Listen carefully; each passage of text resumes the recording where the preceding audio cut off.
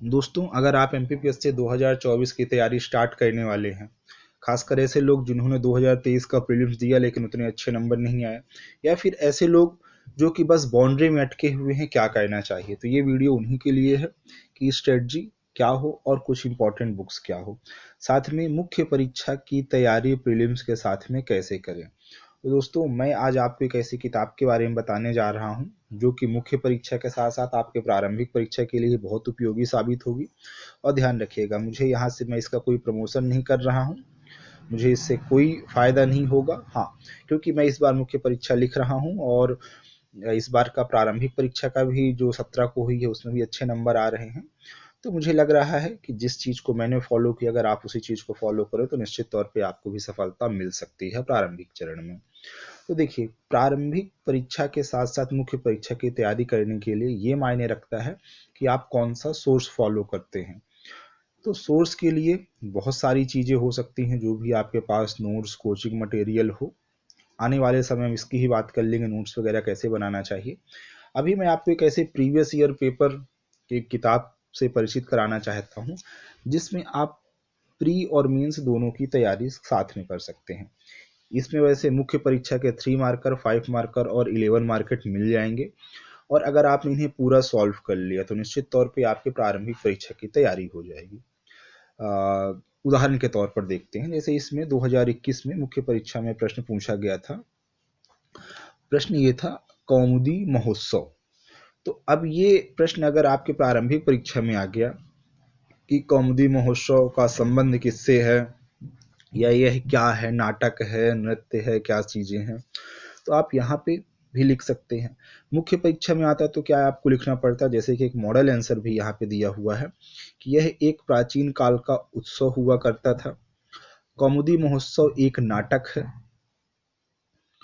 और इसकी रचना जो है वह वज्जिका अथवा विजय भट्टारिका अथवा विजयांबिका के द्वारा की गई थी। यह एक नाटक है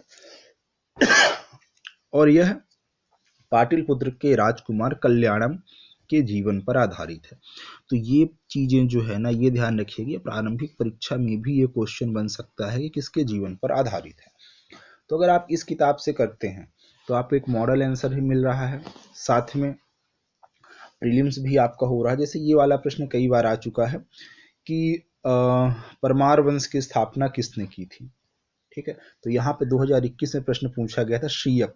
तो आप जब इसको मॉडल आंसर के रूप में सॉल्व करेंगे तो आपको मिलेगा ना कि परमार वंश की स्थापना का जो पहला शासक था वो शीयक है। आप इसको आराम से लिख सकते थे।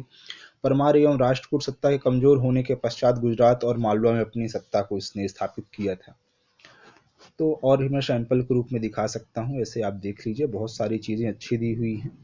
तो अगर आपको अच्छा लगे तो ये किताब को आप लेकर तैयारी चालू करिए। अब कैसे करना, पहले इस किताब का मैं आपको फ्रंट पेज दिखा दूं तो आप इसको अच्छा लगे तो आप मार्केट से ले सकते हैं। ये दर्पण पब्लिकेशन का प्रीवियस ईयर सॉल्व पेपर है, 1989 से लेकर 2021 तक के आपको यहाँ पे प्रीवियस ईयर मिल जाएंगे।